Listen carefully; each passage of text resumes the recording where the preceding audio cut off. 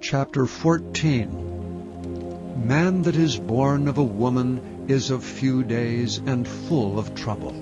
He cometh forth like a flower, and is cut down. He fleeth also as a shadow, and continueth not. And dost thou open thine eyes upon such an one, and bringest me into judgment with thee? Who can bring a clean thing out of an unclean? Not one. Seeing his days are determined, the number of his months are with thee. Thou hast appointed his bounds, that he cannot pass. Turn from him, that he may rest till he shall accomplish as an hireling his day. For there is hope of a tree, if it be cut down, that it will sprout again, and that the tender branch thereof will not cease.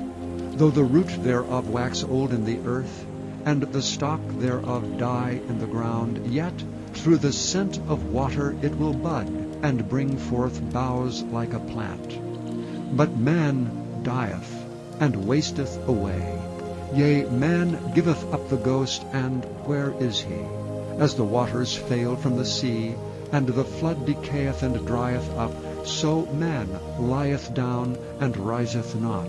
Till the heavens be no more, they shall not awake, nor be raised out of their sleep. O that thou wouldest hide me in the grave, that thou wouldest keep me secret until thy wrath be past, that thou wouldest appoint me a set time and remember me. If a man die, shall he live again? All the days of my appointed time will I wait, till my change come. Thou shalt call, and I will answer thee. Thou wilt have a desire to the work of thine hands. For now thou numberest my steps. Dost thou not watch over my sin? My transgression is sealed up in a bag, and thou sewest up mine iniquity. And surely the mountain falling cometh to naught, and the rock is removed out of his place. The waters wear the stones. Thou washest away the things which grow out of the dust of the earth, and thou destroyest the hope of man. Thou prevailest forever against him, and he passeth. Thou changest his countenance, and sendest him away. His sons come to honor, and he knoweth it not, and they are brought low, but he perceiveth it not of them. But his flesh upon him shall have pain, and his soul within him shall mourn. Chapter 15. Then answered Eliphaz the Temanite, and said, Should a wise man utter vain knowledge, and fill his belly with the east wind? Should he reason with unprofitable talk, or with speeches wherewith he can do no good? Yea, thou castest off fear, and refrainest prayer before God. For thy mouth uttereth thine iniquity, and thou choosest the tongue of the crafty. Thine own mouth condemneth thee, and not I. Yea, thine own lips testify against thee. Art thou the first man that was born, or wast thou made before the hills? Hast thou heard the secret of God, and dost thou restrain wisdom to thyself? What knowest thou that we know not? What understandest thou which is not in us?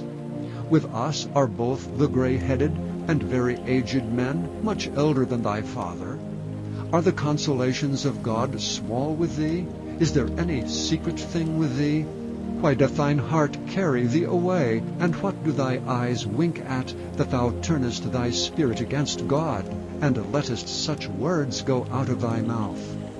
What is man that he should be clean? And he which is born of a woman that he should be righteous? Behold, he putteth no trust in his saints. Yea, the heavens are not clean in his sight. How much more abominable and filthy is man, which drinketh iniquity like water? I will show thee, hear me, and that which I have seen I will declare, which wise men have told from their fathers, and have not hid it, unto whom alone the earth was given, and no stranger passed among them. The wicked man travaileth with pain all his days, and the number of years is hidden to the oppressor. A dreadful sound is in his ears.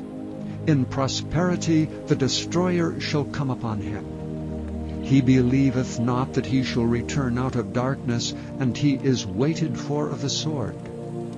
He wandereth abroad for bread, saying, Where is it? He knoweth that the day of darkness is ready at his hand. Trouble and anguish shall make him afraid. They shall prevail against him as a king ready to the battle. For he stretcheth out his hand against God, and strengtheneth himself against the Almighty. He runneth upon him, even on his neck, upon the thick bosses of his bucklers, because he covereth his face with his fatness, and maketh collops of fat on his flanks.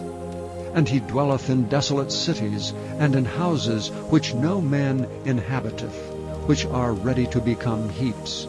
He shall not be rich, neither shall his substance continue, neither shall he prolong the perfection thereof upon the earth. He shall not depart out of darkness. The flame shall dry up his branches, and by the breath of his mouth shall he go away. Let not him that is deceived trust in vanity, for vanity shall be his recompense.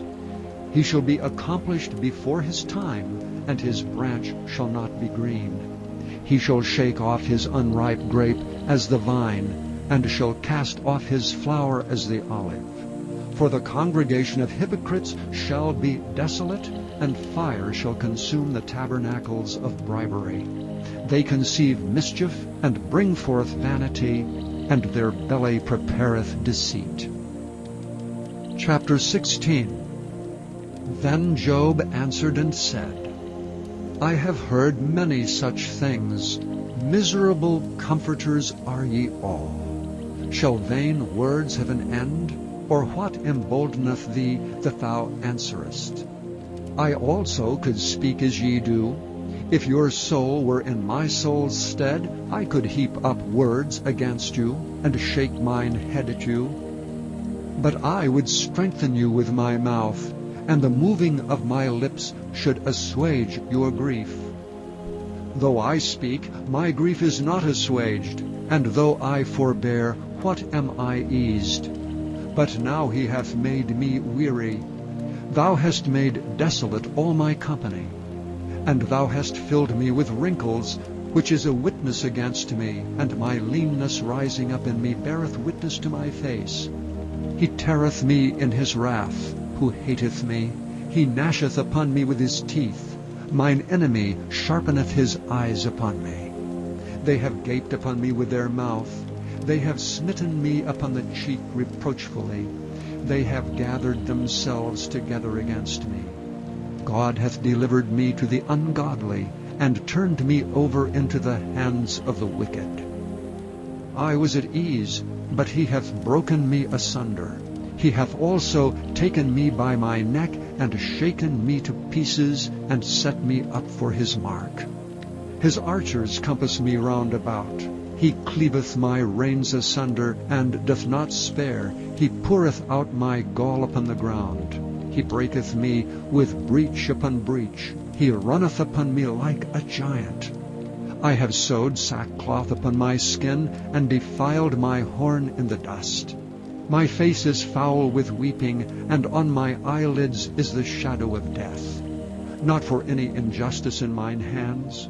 Also my prayer is pure. O earth, cover not thou my blood, and let my cry have no place. Also now behold, my witness is in heaven, and my record is on high. My friends scorn me, but mine eye poureth out tears unto God. O that one might plead for a man with God, as a man pleadeth for his neighbor.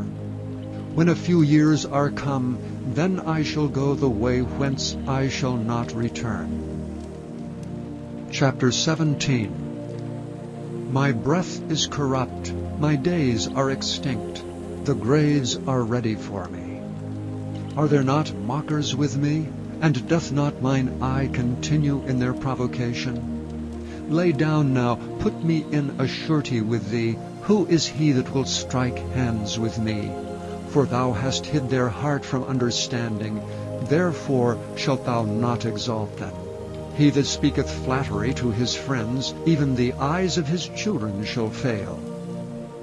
He hath made me also a byword of the people, and aforetime I was as a tabrets.